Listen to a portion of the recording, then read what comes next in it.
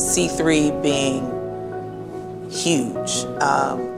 But what my prayer is that we never lose that small church feel. That as big as we grow, even as we do in the sister circle, we grow, but we find a way to embrace people as individuals, and so we still have that small, connected community feeling even as we grow. And so that's my prayer, that our circle church will grow, but our arms will be able to extend and hold the capacity of the growth, even as we grow. And so that's what I want, and that's what will happen. We're gonna find a way to maintain that community feel, and we're gonna find a way to keep the love strong in our community. And I think that the possibilities are absolutely endless.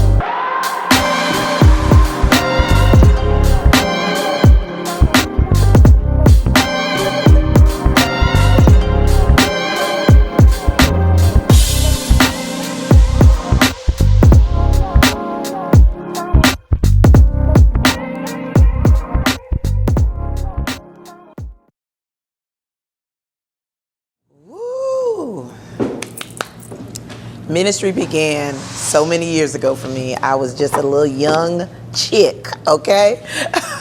14 years old, at a little church called New Testament Church of God, where my pastor was Pastor Anthony Knotts. And let me tell you, that church was so small, like when you walk in, you're at the pulpit, okay? Basically, it had like 2 rows of pews, just a little tiny church, and it was on a back road off of Willow Road, and there is where I learned that I had a call on my life.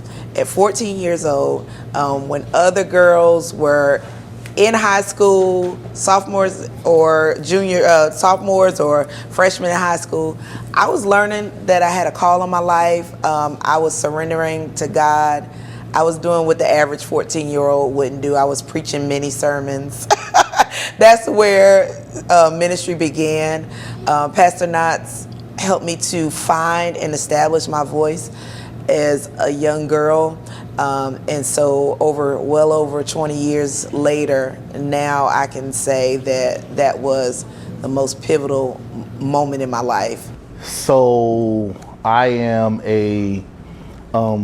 I consider myself a PK, although my biological father is not a preacher. I was raised in a family of preachers. My grandfather was and still is one of my greatest examples of ministry. So that's where it began for me. Mount Calvary Holy Church, Durham, North Carolina. That's where it all started. And I was a musician. You know, as PKs, you got to do something. And my grandfather was like, you either gonna sing on the choir, you gonna usher, you gonna play the drums. And I actually ended up doing all of them. I was on a youth choir, and I really didn't like it. Like, I felt it was cooler to be a musician. So I started practicing as a drummer and became a church drummer. And being a musician, you see everything in ministry. You hear sermons. You just have to. You have to sit there even if we doze off, or zone out, you hear them. You hear so much word, and I actually became fascinated with my grandfather and how he preached and ministered, and I think that's where it started to be instilled inside of me. I always talk about Bishop Georgia Ruth Riley on The Nudge, and I know the ladies are like, who is this woman she keep talking about? And I say a lot about her because at a small, probably 3-year span of my ministry, probably from about 17 to 20, I was at Deliverance Tabernacle Holiness Church in Hillsborough, North Carolina, under the leadership of Bishop Georgia Ruth Riley. Bishop Georgia Ruth is celebrating 50 years in ministry this year. She is a trailblazer amongst women in ministry. At the time she came up, you didn't see female bishops that often. You didn't see female pastors that often. And so being able to watch her showed me that it is possible for a woman to lead families, to lead men, to lead women, to lead all types of people. She showed me that it is possible. And so she is a major game changer in my ministry. Of course, Apostle Gloria Samuels, the GOAT, okay? She has shown me the same thing, that a woman can be an apostle, a woman can basically be a Deborah, can lead men, can lead ministries, can carry out vision. They showed me that. And Apostle Gloria Samuel showed me that you can do it with like 6-inch heels on and be super fly and do it at the same time, which I love about that woman. So those women are pivotal in my ministry, as well as Pastor Knox. Early on, going through high school and college, my uncles were very influential to me in ministry. And then when I got to college, my pastor at the time, Pastor Knox, became a huge, just mentor, as I was a protege and a sponge, and I learned so much. Hands-on ministry. I learned ministry growing up with my grandfather because I was so active and my family was so active. But I became real more hands-on with leadership up under Pastor Knox.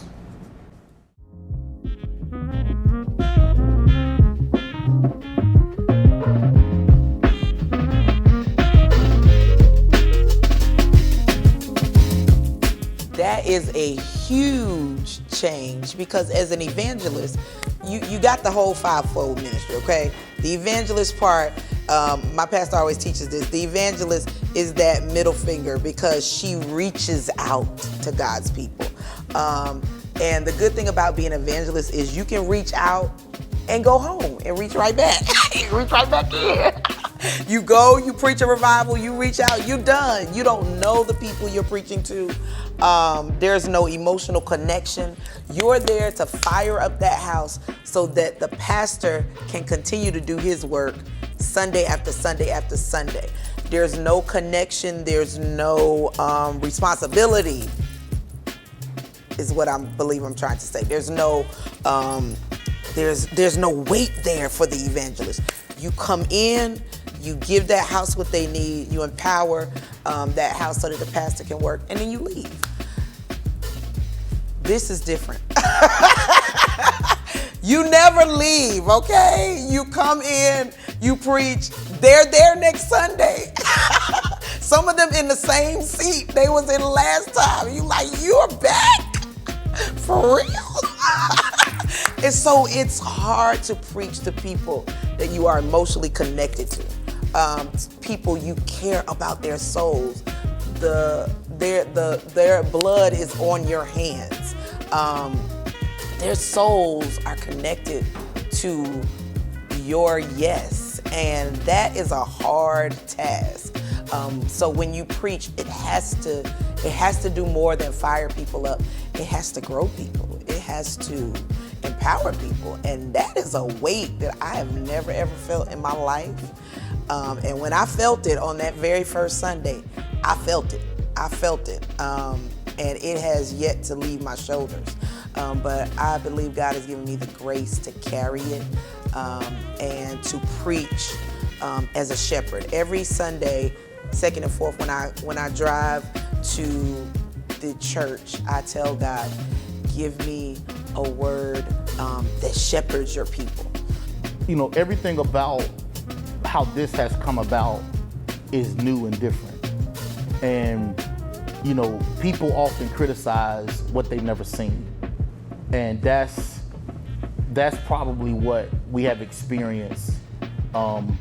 It's not something that Lady and I are not accustomed to. Everything about our ministry from the moment we came together as a union has been new and different. And, you know, there's times that people have struggled to receive that. So that's probably the biggest challenge, just the shock, you know, of a young female pastor who has a large influence, a large following, a big personality, but extremely gifted and anointed. This thing has birthed in such a unique way. There are people coming from everywhere. And these are people, I mean, some of the people, I don't even know these people, okay? It's maybe one or two people from our church. And so it's totally different. And you know, when you have an idea in your head of what God's gonna do and how he's gonna do it, and oh man, it's gonna be like this, and this is gonna be our colors. I mean, Pastor's colors was gonna be blue, gray, white. We ain't got blue, we ain't got gray. It's totally different than what we thought. And so I'm thankful for that, because I don't want God to follow my pattern. I want to follow his pattern. My pastor used to always say this: when you follow the pattern of God, the glory will fall. And so I'm doing enough of following my own pattern, because it doesn't bring the glory. This is all God's pattern. It looks totally different than what we imagine, and I'm thankful for it. All right, so first I want to, last time we did a team meeting, team night, I think it was back in February, around the time where we kept getting snowed out. And you guys met staff then, but since then we have been growing our staff and our leadership team. We have been delegating assignments and new titles. So I want you guys to meet the staff and the leadership of C3 so that you can know not only who they are, but what they do here at the you know, if anybody knows Lady, I know Lady. I know ministry, I know business. Having a team is so important. You gotta have a team. And then you gotta have people who are able and not available, and competence. I envisioned like Avengers team, you know what I'm saying? Like the Avengers, baby. Like everybody got something different. Like somebody got the web, like Spider-Man. I mean, then you know you got Hulk Hogan. He coming through stomping. Like, I mean, everybody has something different. I think that's what our team is. I told Lady I needed to surround her with a competent, able team. And so that's what we kind of started looking for. Everybody has something different, but when you put it all together, and I know Avengers is probably like really of all the things you could compare it to, but when you put it all together, it shakes the world, and that's what we're doing. And one thing I love about our team is the love they have for one another. I think that makes it even better, that they love each other, not just when we're here working. They don't just work well together. They like, you know, do popcorn and Netflix together. They like cry together, you know. They like love on each other. They do life events together. And that's what I think makes a great team, when the team really likes each other. So you got people like TK and Danielle who are very corporate minded. and they have a certain level of quality that comes with them on how they do business. So actually, I visited EBC one Sunday to hear Lady McNair. Listening to that service, it just really drew me in to want to come back. Came back the following Sunday and heard Pastor McNair. And not only was I drawn in from Lady McNair, but also from Pastor McNair. So that was the start of the connection with me and the McNairs. So Lady and I used to work together. We were actually in the same training class at Deluxe. I met her, we connected, we clicked right away. She is extremely funny and she used to have me cracking up in the class. Now, she didn't make it past the training class, she left, but now I see that I feel like she was there just for me. She came to get me. A few years later, after I had my son, we kind of connected a little bit through a mom's group chat. I don't think that she knew who I was, but I kind of knew who she was. And then fast forward to maybe like a year or so later, I was on Instagram and someone had posted a video of her on Instagram and she was preaching. And I was like, I know that lady. And so I went to her page and then I said, let me see where she goes to church at, because at that time I was a member of church elsewhere and I had been kind of praying because I was kind of over that place and I had just been praying like, God, I need something new. So once I went to her page and I saw that, and I was like, well, let me see where she goes to church at. And then so somehow it was a picture or something of Emmanuel, and I clicked on that and I was like, oh, that's her husband. Okay, oh, they pastored there together. So I decided to go to Emmanuel. Lady, as we all know, she's amazing. She really knows, like, she's very observant and she really knows people. So she really pick up on things about you that you might not have necessarily told her. And my first experience with her, she was able to kind of just really tell me some things, which I thought was just amazing. So I remember the first time after I had joined EBC, I met with Pastor and I told him how I knew Lady, and then he called her. He was like, boo, let me tell you what, there's somebody in my office and she said she knows you, whatever. And so she made a lunch date real quick with me. I remember we went to Maxi B's. We met at Maxi B's and we talked, and you would have thought that we were just like old friends. And immediately she was like, oh, we gotta put you to work. We gotta do this. I'm like, hold on, I just joined the church. Y'all don't even know me like that. I think I got my real first impression was last year for the grand opening of the center. Pastor Mac and Lady really entrusted me in planning that week. And my impression of the both of them at that time, especially Pastor Mac, was, I'm asking you to do something, I'm trusting you to do it, and I'm gonna let you run with it.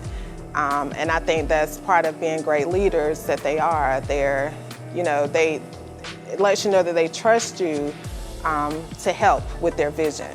So my first impression of him, he was really cool. Once I learned he went to A&T, Aggie Pride, I was all in. He was really cool and really transparent. I had never joined a church where I had a one-on-one with a pastor like that, who wanted to let me get to know you, what you're all about, and it was really simple.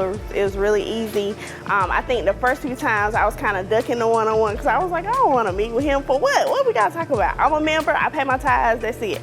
But I mean, once we met and we talked, it was just, I've been stuck, okay? They won't let me go, and I'm not gonna leave either, but they won't let me go. You know, you guys, I'm gonna say you guys, but I'll say the Cutlers, bring a wealth of ministry experience, ideas, innovation, creativity is what we really appreciate about them.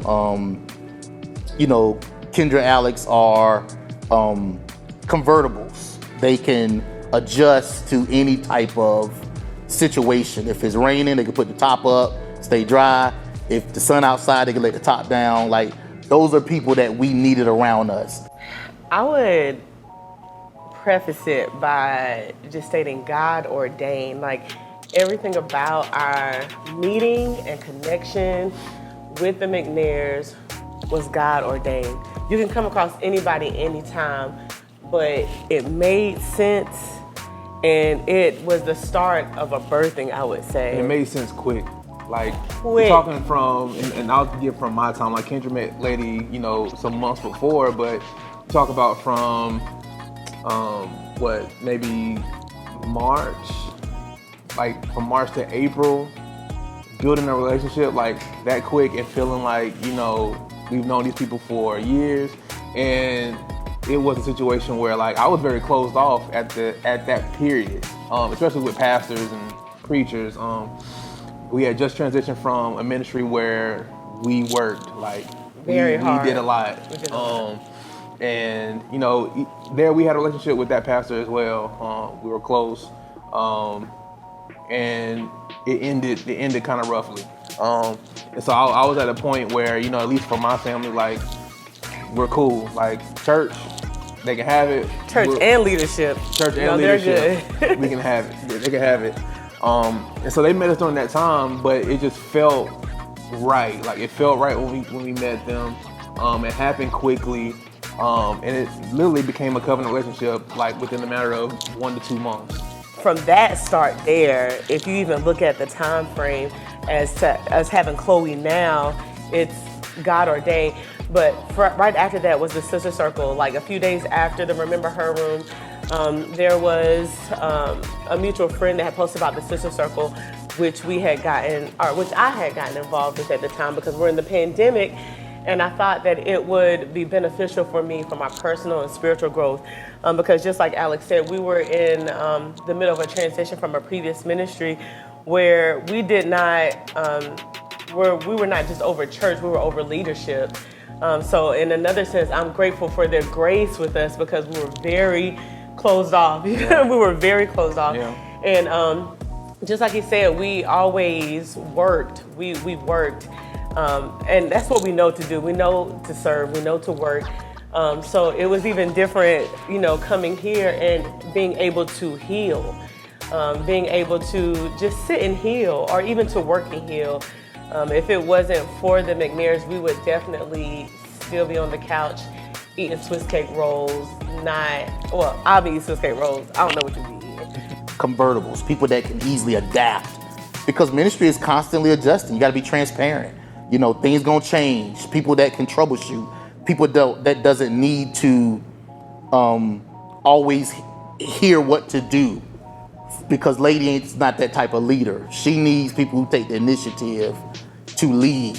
And I still don't have adequate words for my appreciation for the McNairs, because not just to Remember Her Room, but throughout our entire process of her conception, her being here, the McNairs have been there every step of the way. They literally guided us through the process, connected us with the doctor who could help, you know, showed up to appointments, prayed with us outside in the parking lot, like these type of things. We never experienced before, we never expected, but we're beyond grateful for, and we know that, or we knew that we were covered and that our daughter was covered. Yeah.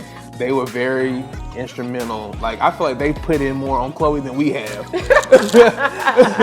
I mean, we're being honest, you know, they've been there every step of the way. And that's even, you know, furthered our relationship, you know, speaking with them at least one time a day, if not more. We've grown really close with them, but it's through actions, it's through them keeping their word and them just being who they say they are.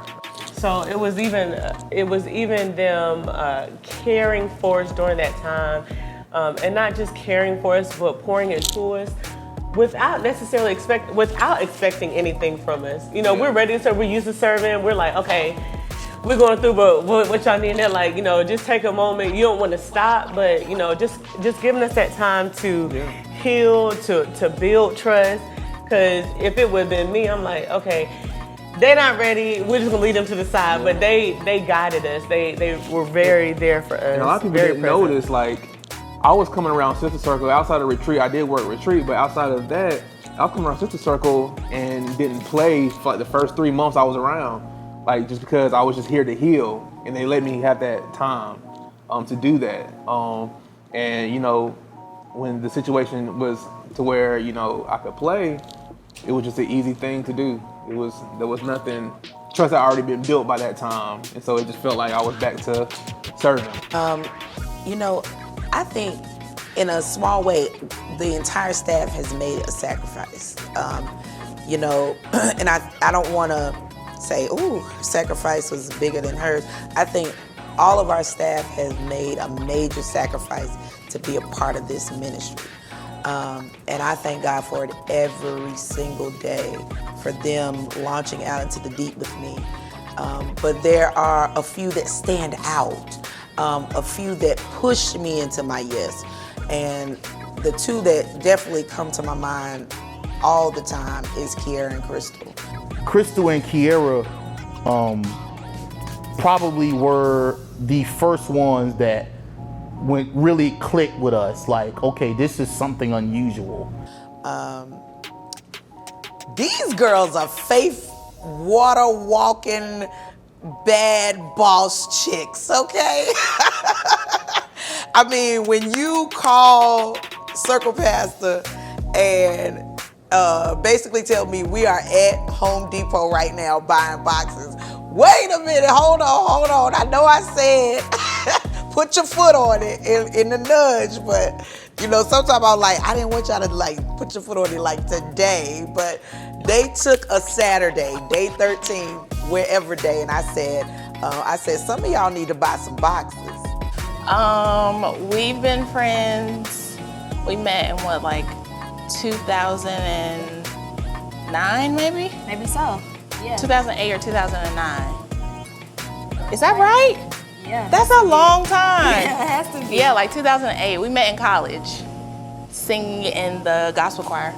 But I remember my mom calling me like, we had this little preacher from Thomasville this morning, and she was just like going on and on and on about this lady from Thomasville. So that was probably about the same time, like 2008, 2009 maybe. No, DC was 2011, 11 or 12. So that was my introduction to Lady Leah. Well, Kiera introduced me to Pastor Leah as we got introduced to the Sister Circle. So she was new to me, and it has been a wild ride ever since. So like I said, I kind of heard about her through the grapevine. And so over the years when her name would like pop up on my timeline, I would kind of go like clicking around like, okay, she's like that, okay. So then when her name popped back up for the Sister Circle, I was intrigued. It was different. We weren't going to church. Everything was virtual. And it was just something different. I needed something at the time. I was just kind of, to be blunt, I was just kind of over church as usual. Yeah. And this was something different. And I think it was just her personality that kind of grabbed my attention at first, because that 6:30 I'm not a morning person, so I didn't want to do it. Right. But I kept getting up every morning because I think it was just her personality that just like really drew me to her at first. Yeah. I think for me, it was more so her relatability. Like, it just felt like you were talking with some of your homegirls about, the things that you learn in the Bible, and just the comedy hour at the beginning of the nudge really drew me in. Just because it was relatable, it was relevant, and she was super transparent and authentic. I think those are the things that really drew me in. So they went to Home Depot literally within, I think, about 3 months. They were here. And so I realized, God, you are not playing. You want your people to be shepherded, and you're bringing women and their families from every end of the earth for this vision. And so it made me give God, we always say this amongst the staff in a joking way, but it really is real. I gave God a yes with a capital Y, okay? It made me put a capital Y on that yes. They probably don't know how much they have motivated Lady. So if people ever thought that she would stop this and quit, like, they should thank Crystal and Kiera. Because you can't have nobody uproot their life and then you say, I can't do this no more. No, you can't. The move happened so fast. Yeah, super fast. We had known them less than a year when we moved. So we met Lady in like February. By March, I was thinking about moving, but I was too terrified to say anything. Yeah. I just met this lady last month. But again, I knew what I heard. So I wasn't saying anything. And then I would just like drop little hints around the house just to see if she was gonna say anything. And then I think she kind of started throwing hints too. And so I'm like, okay, I think she's thinking what I'm thinking, but we both too chicken to say it. So like a couple of months went by, and then We had been driving down for day 21. yeah, for like 3 months maybe. At least. And then, you know, working behind the scenes, like virtually with the millennials, you know, like whatever Lady asked us to do, we were doing it. And so then we kind of started having these little conversations like, you know, I'm thinking about moving to Greensboro. Like, she's like, oh, me too. We're like, okay. So we both can't be crazy. Right. So we're both hearing the same thing. Then one of our DC aunties called us and was like, I'm gonna just give you what the Holy Spirit gave me. Do with it what you will. Y'all gotta move. And we were like, we hadn't said anything to anybody. And she said, you know, you're called to serve Circle Pastor in this season, and you can't do it from South Carolina. And that still wasn't enough. At least for me, it wasn't. I still was chicken. And I said, this lady's gonna think we're crazy. This is maybe like April. We just met her in February. I'm not saying anything. And I said, Lord, okay, if this is my pastor, if you're speaking to me, you're speaking to her. And you have to make her say it. Yeah. I'm not saying it. I don't know if that was the right thing to do, but that's what I told the Lord. I'm not saying it because I'm too scared. Yeah. And lo and behold, y'all, if I'm lying, I'm flying. Talking to Lady one day, this was maybe like May at this point, and she said at the end of the conversation, like, oh, by the way, I just want to let you know, I'm about to start praying y'all back to North Carolina. And I literally started like hyperventilating. Indeed. I started like hyperventilating, like it makes me sweat to think about it. She's like, I'm about to start praying y'all back to North Carolina. I need y'all closer. She said, this is bigger than the millennials. I don't know exactly what, but I'm about to start praying y'all back. And she said, I just wanted to let you know, because you know when I start praying, things start moving. So she's like, I just wanted to give you a heads up that I'm about to start praying y'all back. And we were like, okay, let's do it. We sat down with P-Dot after that, Pastor Mac. We sat down with him, and that was the so when are y'all moving conversation. Yeah, what do we need to do? How can we help you get here? I think I still was on.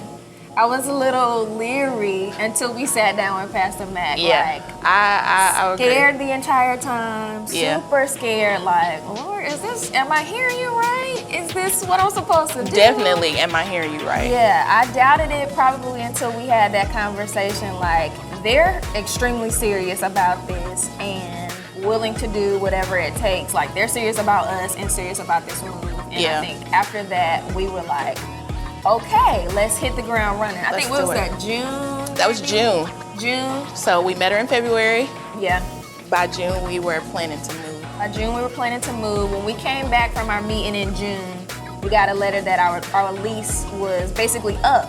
And so we had to like make a decision like the week after that. And, If we were gonna move. Yeah, and I think that for me was like confirmation. Like, Confirmation. we're not renewing this lease. We're not renewing our lease. I was still scared though. Of course. I don't think was- we were scared until after we got here. You know what I mean? Like, still sometimes I'd be like, Lord, what are you doing? What are you doing? Yeah, that was huge. Yeah. I think even though I was terrified, I trusted Lady. I trusted her, and I know that if she said it, the Lord told her to say it. Yeah. And that was what I stood on. Because again, I was chicken about it. It got down to the wire and we realized we were gonna have to move without jobs. And I would legit call Lady like, this ain't it. Like, I'm terrified. Yeah. And she would say, when you talk fear, I gotta talk faith. And I trusted her as my pastor, as my Yeah. spiritual covering. Yeah. If you're saying that you heard from God, I heard from God, she heard from God, Pastor Mac heard from God, then okay, let's do it. We're terrified. We don't do it, have right? no jobs, Don't know where we're supposed to live. We're gonna figure it out. but let's go. Yeah. Yeah. And that was, The rest is history. I feel like that is like the motto for this. this was a 6-month span, Yeah, maybe a so. little longer than that. We ended up moving in September Yeah. of 2021. Met in February, sat down in June, and moved in September. And then of course there was others to follow. You know, my brother, whom, you know, him and his whole family. My brother-in-law and sister-in-law, Tiffany Jones, Brandon Jones, they upped and moved. They believed God with us for this vision, and it's major moves of faith like that I believe are the catalyst for what God is doing in C3. Pastor and Lady have been trying to get us to move to Greensboro for years now. Like every time we would come and visit, it would kind of be one of those things like, why don't y'all just move? Why don't y'all just move? And it was kind of like always the thing that we would shrug off, like, you know, yeah, maybe. And it's like nothing, like I think for us, it was never Never a even, serious thought, like, yeah, you know. a serious thought. It was like they wanted us to, but it was like, you know, we're cool where we are, like Greensboro. So I think as the circle grew and I was driving more and more from Cary to Greensboro, probably sometimes 2 or 3 times a month, sometimes maybe more. I think that's when we really started to consider it, because I think for him it was like, hey, you know, you back and forth on the road a lot. I think from a male perspective, he was like, you know, the car, you put a lot of miles on it. So I think once we started like really growing, things started really taking off. I was working more and more for the circle. I think that's when we probably really started to consider it and having, you know, the conversations about it. And so he kind of looked at me and was like, you know, do you want to try it? And I was like, you know, of course, let's pray about it. Let's see, you know, let's see what the Lord says. And so we started looking for a place, and we weren't having any luck finding a place, getting approved for a place, nothing. And so we were like, well, maybe this isn't what we're supposed to be doing. I think definitely it's a conversation we had at one point, and it just literally all fell in place. September 2021, I feel like within a matter of maybe a couple of weeks, he had gotten a job. He was already working here. He was on the road at that point, and we finally found a place. We got approved, and we were here in October. Do we second guess it? I think, you know, absolutely. Sometimes it's kind of like, what have we done? Like, are we sure this what, you know, we're supposed to be doing? But I think every time we start to second guess ourselves, I think there's little peaks of, you know, confirmation, like you're going in the right direction. This is what you're supposed to be doing. I just want to make sure everything's, you know, lined up or, you know, situated to, you know, to where, you know, if we did make the move, you know, everybody gonna be happy, or, you know, most definitely she was gonna be happy, and of course I was gonna be happy. If she happy, I'm happy, and hopefully the kids gonna be happy, and if they were all happy, I'm cool with it, you know. The entire staff has made a huge faith walk, made a huge faith step, and I believe God is honoring it.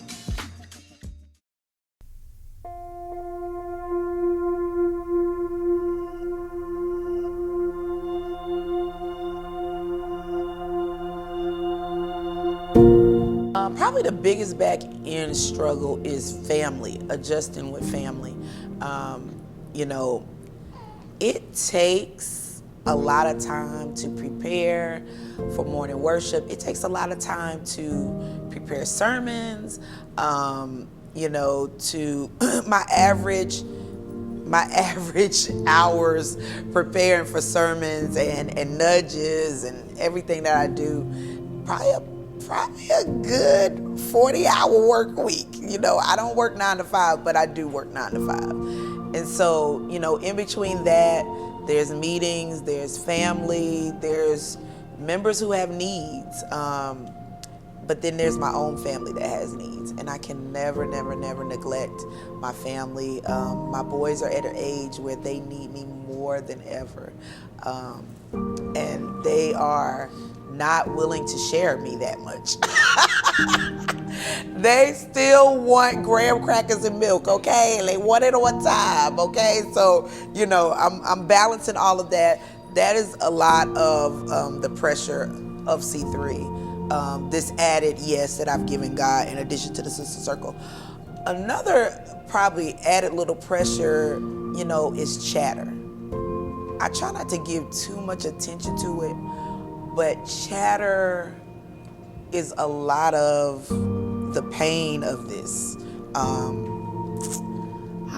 can I say this without getting teary? Without getting emotional.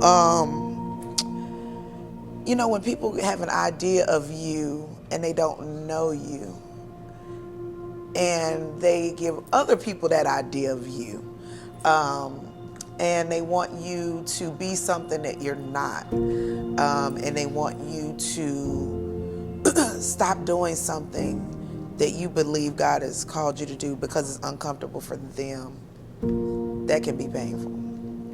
That can be stressful. And then, you know, in church, you want to be accepted. You want everybody to love you. You want everybody to appreciate what you do. And as an evangelist, that's what I had. Everybody loved me. Everybody loved me. They enjoyed, hey, come preach at my church. Because I know you going right back to the crib. You going right back home. But, you know, arising as a Deborah has also made me a black sheep. And being rejected is hurtful. I think the biggest thing is, you know, everything about how this has come about is new and different. And, you know, people often criticize what they've never seen. And that's probably what we have experienced. It's not something that Lady and I are not accustomed to. Everything about our ministry from the moment we came together as a union has been new and different. And, you know, there's times that people have struggled to receive that. So that's probably the biggest challenge. But I'm willing to pay that price in order to give God this yes. So I'm gonna do it.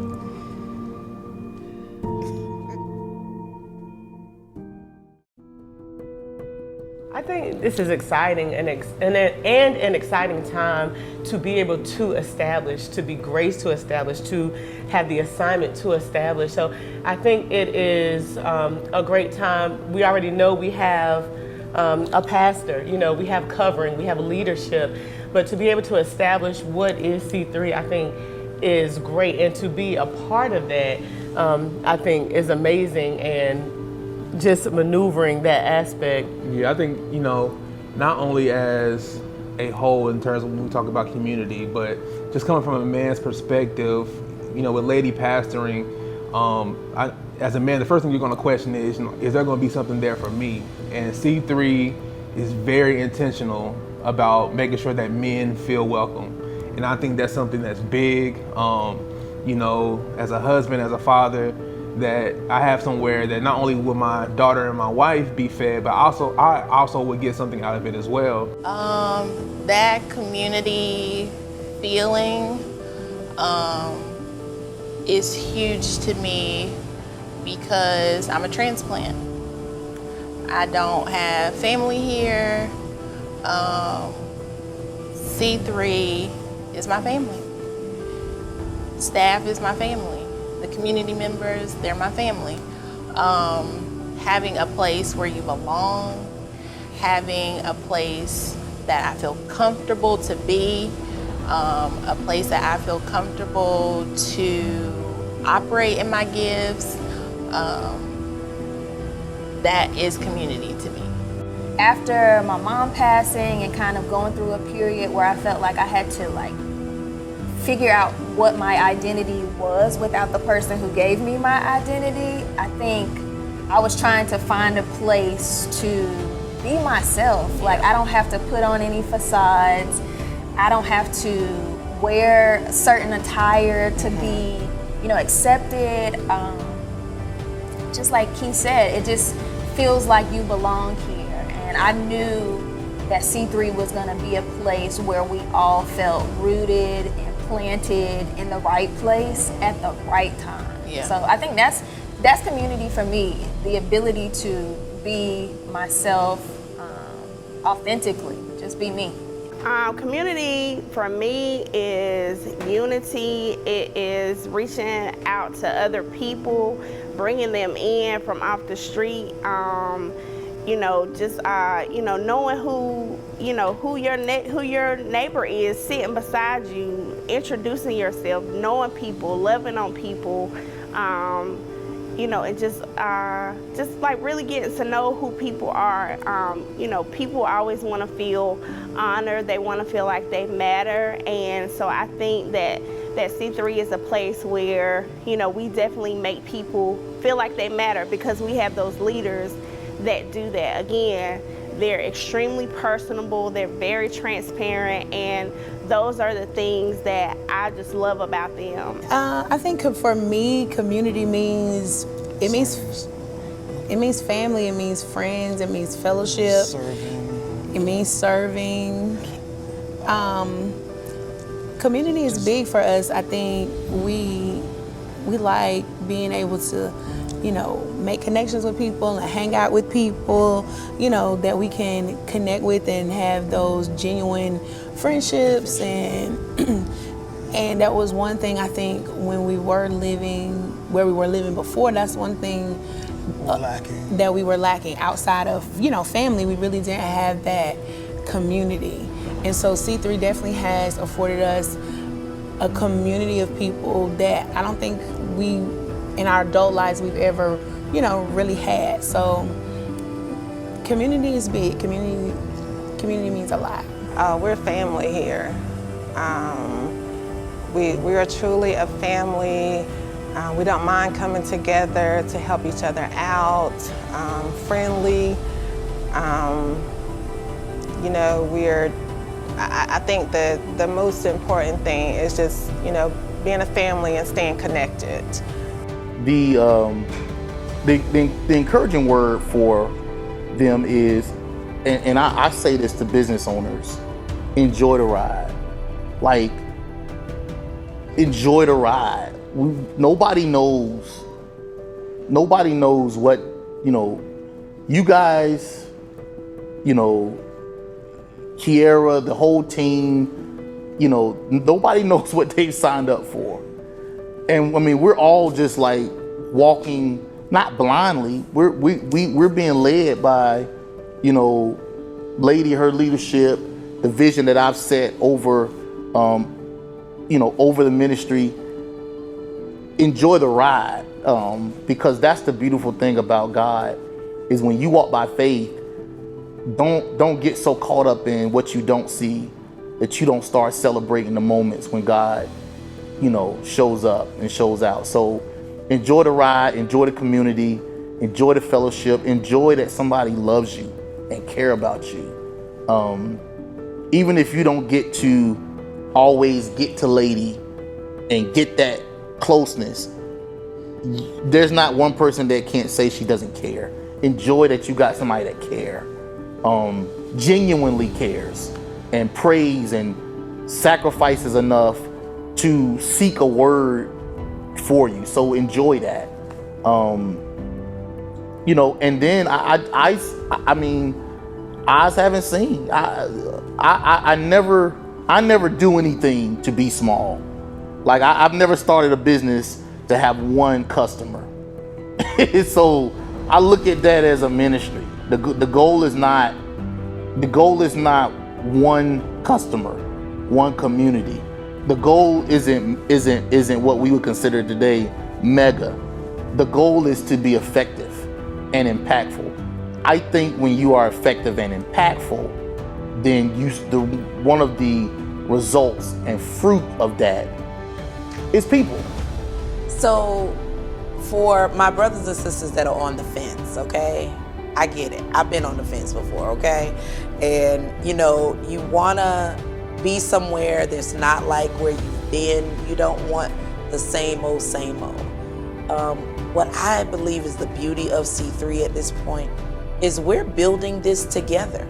And you have an opportunity along with me, with the help of God, to build where you want to be. If you want ice cream after church, help me build the ice cream ministry, baby. If you want to make sure that every seat has popcorn and Skittles while we getting the word of God, come on, help me build it.